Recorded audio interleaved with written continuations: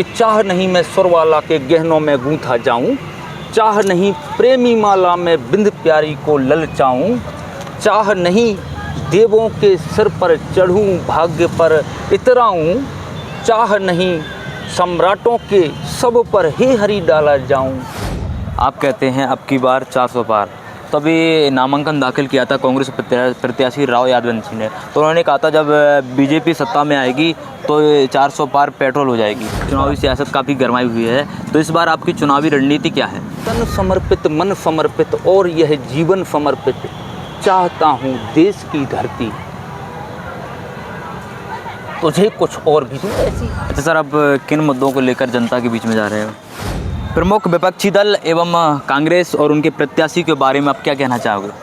पिछले कई लोकसभा विधानसभा में आप काफ़ी सक्रिय रहते हैं, तो आप इतने उत्साहित क्यों रहते हैं? आप कोर्ट में भी मुद्दे लड़ते हो और इधर चुनाव में भी काफ़ी सक्रिय रहते हो, तो दोनों में क्या अंतर है? गुना लोकसभा से भाजपा प्रत्याशी श्रीमंत ज्योतिरादित्य सिंधिया जी हैं, तो उनके बारे में आपकी क्या राय है? मोदी जी लगातार सरकार में हैं, उनका 10 साल के कार्यकाल को आप कैसे देखते हैं?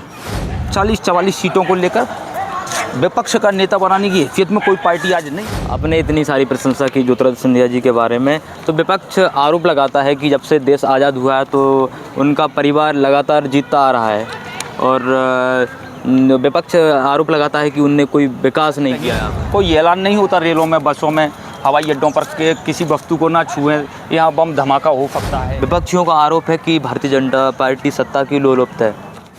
गुना लोकसभा से श्रीमंत ज्योतिरादित्य सिंधिया जी को प्रत्याशी बनाया है, लगातार उनका हम परिवार को देख रहे हैं, तो लगातार उनका परिवार सक्रिय है चुनाव प्रसार में, तो उस पर आप क्या कहेंगे?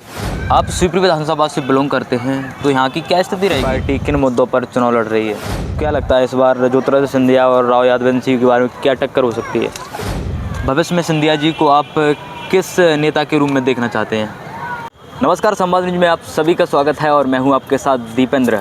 आज की चुनावी चर्चा के लिए हमारे साथ मौजूद हैं भाजपा के वरिष्ठ नेता एवं विधि प्रकोष्ठ के जिला संयोजक, चुनाव प्रबंधन समिति के सदस्य एडवोकेट अजय गौतम जी, जो कि लंबे समय से पत्रकारिता के साथ जुड़े हुए हैं और संघ की पृष्ठभूमि से भी आते हैं। आइए सर, स्वागत है आपका संवाद न्यूज में। धन्यवाद।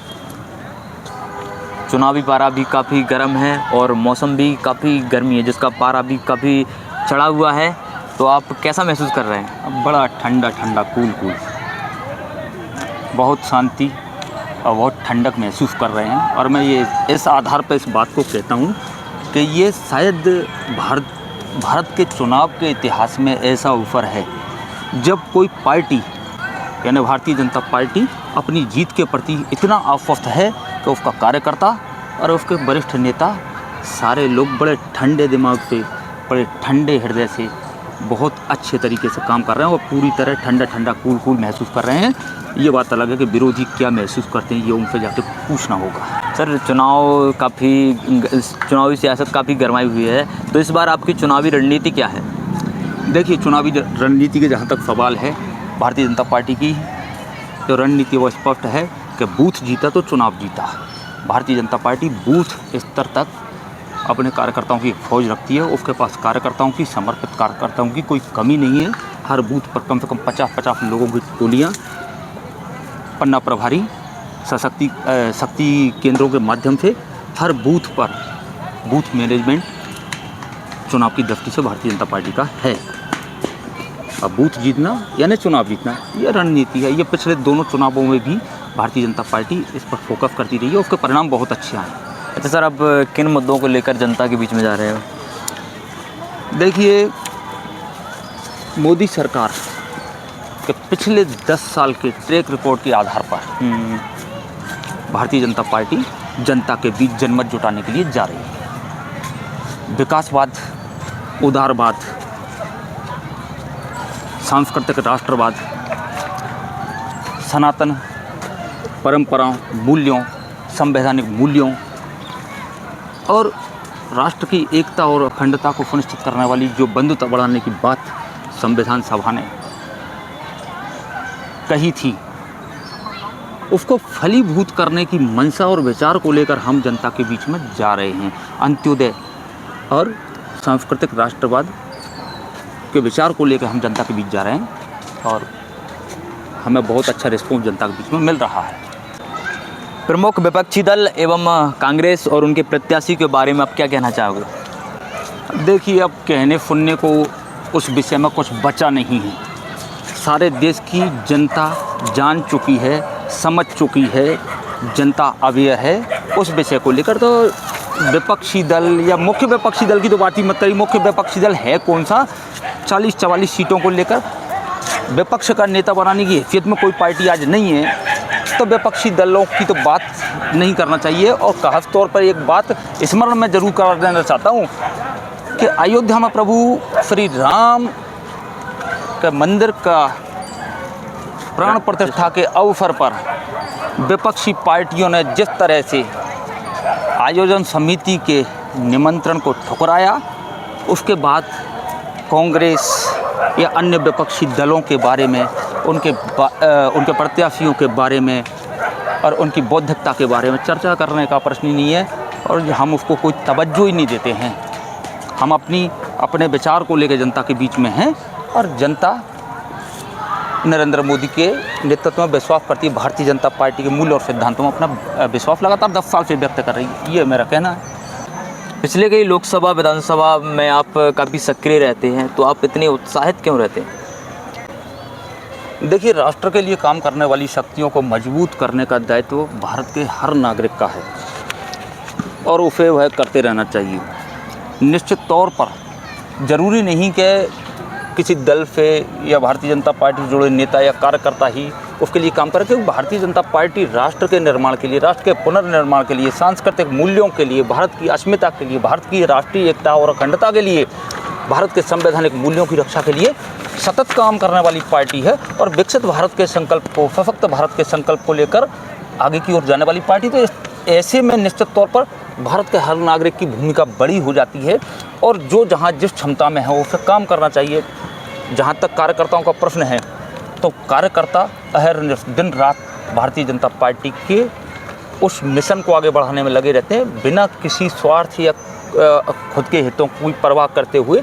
तो निश्चित तौर पर, और चुनाव लोकतंत्र का त्यौहार है और त्यौहार उत्सव की भांति होना चाहिए, इसलिए हम उत्साहित रहते हैं और हमको अच्छा लगता है कि हमें उस समय हमारे देश के लीडरशिप को मजबूत करने के लिए अपनी भूमिका अदा करने का मौका मिलता है, इसलिए हम जोश से लबरेज रहते हैं, ऐसा मेरा मानना है। आप कोर्ट में भी मुद्दे लड़ते हो और इधर चुनाव में भी काफ़ी सक्रिय रहते हो, तो दोनों में क्या अंतर है? ये प्रश्न बहुत शानदार पूछा आपने। देखिए, कोर्ट में सबूतों के आधार पर साबित करना होता है। कोर्ट के अंदर एक जज साहब होते हैं, एक न्यायाधीश होते हैं और जनता की अदालत में जब हम जाते हैं तो इस देश की जनता, इस देश का हर नागरिक, हर वोटर न्यायाधीश और आलोचक की भूमिका में होता है। तो जनता के बीच जब जाते हैं तो वहाँ निश्चित तौर पर अपने पार्टी के मूल्य, सिद्धांतों और कर्तव्यों के आधार पर जनता के बीच में साबित करना होता है कि हम श्रेष्ठ हैं और भारत को श्रेष्ठ बनाने के लिए, सशक्त बनाने के लिए और एक लोक कल्याणकारी राज्य की स्थापना के लिए हम काम करते हैं भारतीय जनता पार्टी। तो ये साबित करना होता है जनता के बीच में। तो बस इतना ही अंतर है। अदालत में हम जाते हैं, एक जज होता है, यहाँ देश की 125 करोड़ जनता और वोटर सारे लोग जज की भूमिका में, और उनको इतना मजबूत आधार, इतना बड़ा अधिकार मिला हुआ है वोट का, इसलिए उसको सबको इस्तेमाल करना ही चाहिए। गुना लोकसभा से भाजपा प्रत्याशी श्रीमंत ज्योतिरादित्य सिंधिया जी हैं, तो उनके बारे में आपकी क्या राय है? ये भी बहुत अच्छा प्रश्न है। निश्चित तौर पर सबसे बड़ी बात, ईमानदार, दमदार, सौम्य, संवेदनशील, विकासवादी सोच के धनी, ग्लोबल समझ रखने वाला लीडर और आम जनता से दिल का नाता रखने वाला ऐसे वो एक लीडर हैं। और राष्ट्रीय फलक पर और अंतर्राष्ट्रीय फलक पर भी वो दिखाई पड़ते हैं। तो निश्चित तौर पर इस क्षेत्र का सौभाग्य है कि वो उस क्षेत्र को रिप्रेजेंट करने वाले हैं आने वाले दिनों में। आपने इतनी सारी प्रशंसा की ज्योतिरादित्य सिंधिया जी के बारे में, तो विपक्ष आरोप लगाता है कि जब से देश आज़ाद हुआ है तो उनका परिवार लगातार जीतता आ रहा है, और विपक्ष आरोप लगाता है कि उनने कोई विकास नहीं किया अब जब से वो आज़ादी के बाद जीतते आ रहे हैं, जब से कोई विकास नहीं किया उन्होंने। देखिए, विपक्ष के आरोप आज कौन सुनने वाला है? जब विपक्ष की आवाज़ को कोई सुनने वाला नहीं है, उनकी आवाज़ उनके खुद लीडर नहीं सुनते, तो उनकी सुनने वाला कोई है नहीं। और जहाँ तक बात है, जो आरोप हैं उनका कोई स्तर नहीं है। और दूसरी बात मैं बताऊँ कि यदि सिंधिया परिवार यहाँ इस सीट पर लगातार जीता रहा है, तो निश्चित तौर पर उसके पीछे वो पृष्ठभूमि देखिए। भारतीय जनता पार्टी की वरिष्ठ नेता श्रीमंत राजमाता साहेब विजय राजे सिंधिया जी का जो कृतित्व, त्याग, तपस्या और बलिदान, इस क्षेत्र में उनका पसीना और खून इस देश के सांस्कृतिक लोकतांत्रिक मूल्यों की रक्षा के लिए अगर गिरा है, तो ये समाज क्यों उनको समर्थन नहीं करेगा? और वही कारण है। उसके बाद जहाँ तक सिंधिया परिवार की बात है, आज हम राम मंदिर देखते हैं, आज हम भारतीय जनता पार्टी को इस स्तर पर देखते हैं कि भारतीय जनता पार्टी लगातार सरकार में है, लगातार मान्यता मिल रही है, तो निश्चित तौर पर उसके पीछे राजमाता विजय राजे सिंधिया जी का कितना अहम योगदान है, ये इतिहास इस बात का गवाह है। और लोकतांत्रिक मूल्यों की रक्षा के लिए इमरजेंसी के दौरान उनके संघर्ष का साक्षी ये क्षेत्र है, तो निश्चित तौर पर क्यों नहीं उनको ये क्षेत्र की जनता सपोर्ट करे? आपके विपक्षी आधारों का कोई स्तर नहीं है और ये कोई आरोप जनता मानती भी नहीं है। मोदी जी लगातार सरकार में हैं, उनका 10 साल के कार्यकाल को आप कैसे देखते हैं? बहुत शानदार प्रश्न आपका है। मोदी सरकार के पिछले 10 साल के कार्यकाल को हम कैसे देखते हैं? देखिए, 16 मई 2014 को जब लोकसभा चुनाव के नतीजे आए, उसके बाद से इस देश के अंदर आज तक ऐसा माहौल बना और ये 10 साल इतनी बड़ी उपलब्धियों के गवा रहे हैं। मुझे बताइए, 2014 के बाद भारत की भूमि पर हम स्वतंत्र हवा में और निर्भय होकर सांस ले रहे हैं। आज कहीं कोई ऐलान नहीं होता रेलों में, बसों में, हवाई अड्डों पर के किसी वस्तु को ना छुएं, यहाँ बम धमाका हो सकता है ना। एक भी आतंकी धमाका भारत की भूमि पर आतंकवादी नहीं कर पाए। भारत के पीछे बहुत सारी विदेशी शक्तियाँ भारत को कमज़ोर करने में जो लगी रहती थी, उनके हौसले आज नेस्तनाबूद हो गए हैं।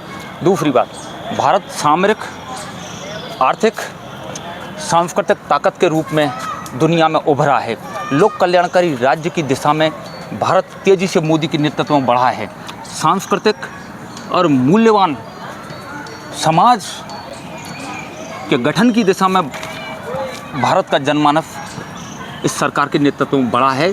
गरीब कल्याण, वंचितों का कल्याण, अंतिम छोर पर खड़े व्यक्ति का कल्याण, ये सुनिश्चित करने का काम अब मोदी सरकार ने किया है।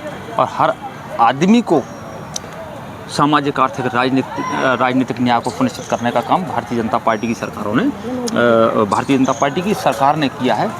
और 4 दिन पहले ही भारतीय जनता पार्टी ने अपना संकल्प पत्र जो जनता के सामने पेश किया है, 2047 तक भारत को विकसित राष्ट्र बनाने के लक्ष्य को लेकर भारतीय जनता पार्टी काम कर रही है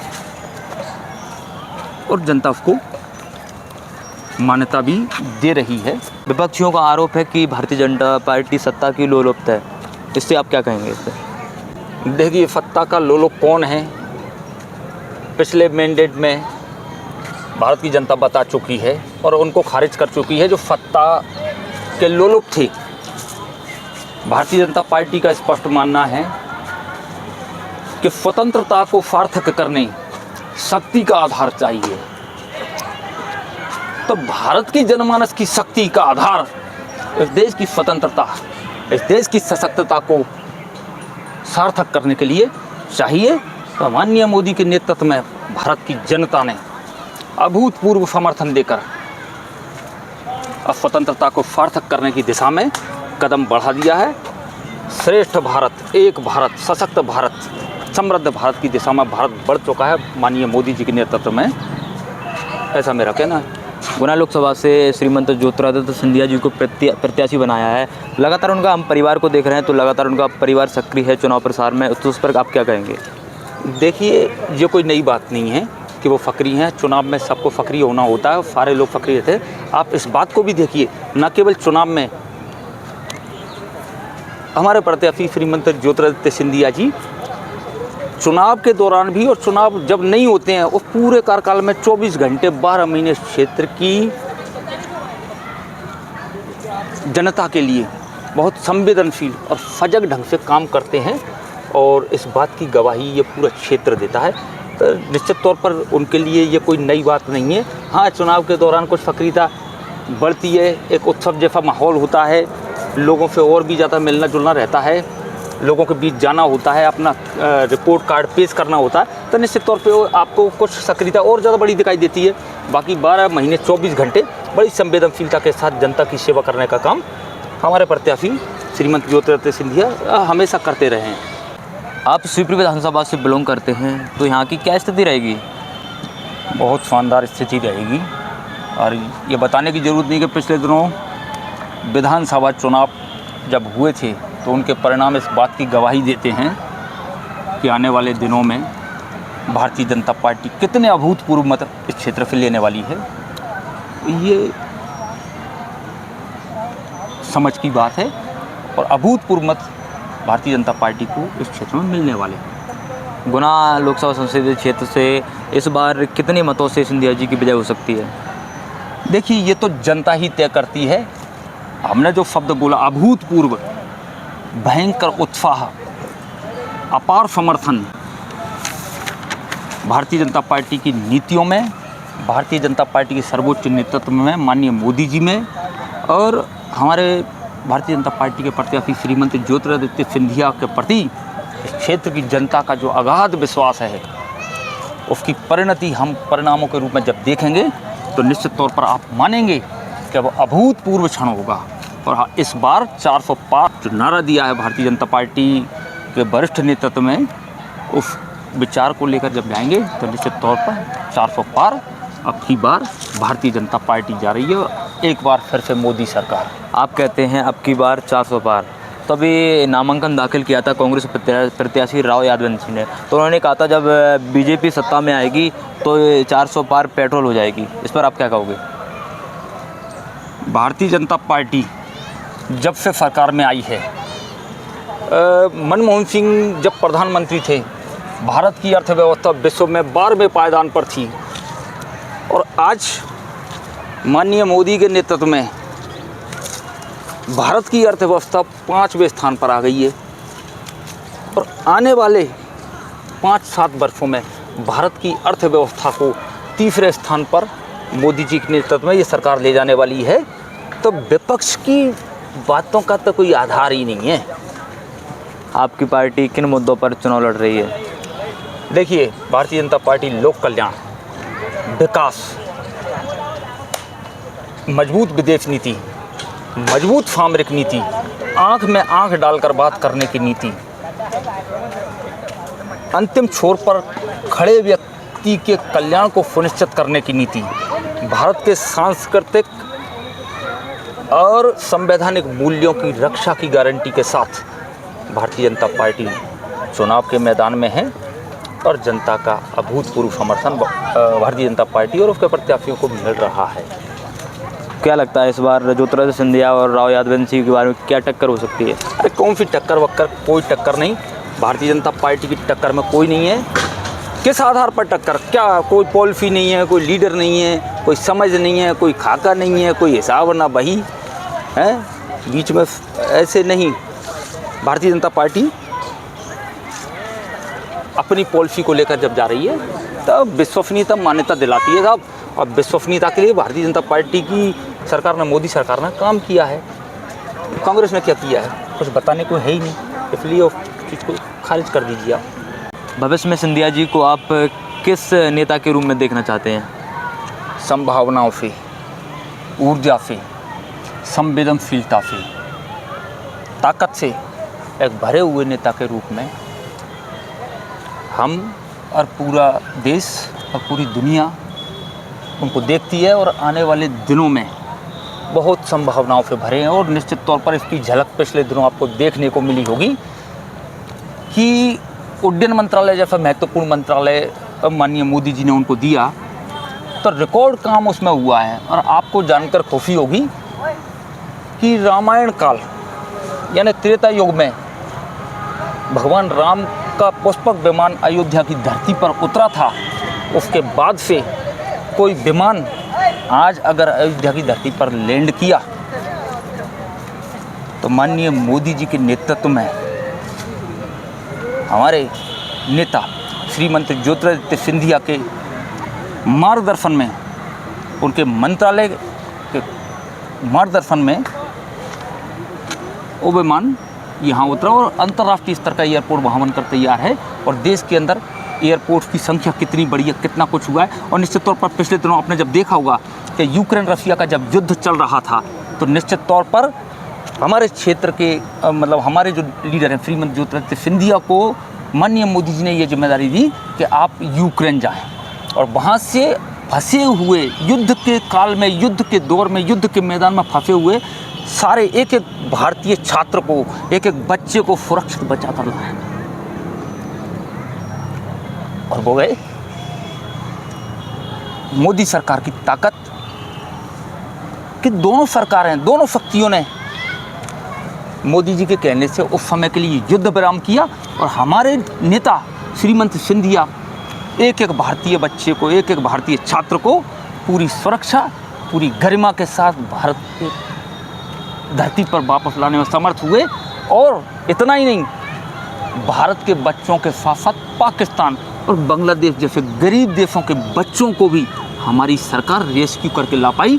तो ये ताकत मोदी सरकार की है और हमारे नेता के ऊपर माननीय मोदी जी का जो भरोसा है वो पूरी दुनिया ने देखा। वो ग्लोबल लीडर है और बड़ी संभावनाओं से भरे नेता है। और निश्चित तौर पर इस क्षेत्र की जनता अभूतपूर्व मत उनको जब देगी तो आने वाले समय में इस क्षेत्र की संभावनाओं का पारावार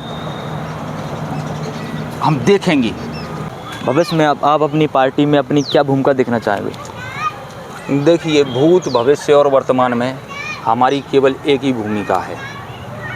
हम एक बहुत साधारण से कार्यकर्ता थे और साधारण कार्यकर्ता की भांति काम करेंगे, क्योंकि निश्चित तौर पर भारतीय जनता पार्टी का कोई भी कार्यकर्ता किसी अपेक्षा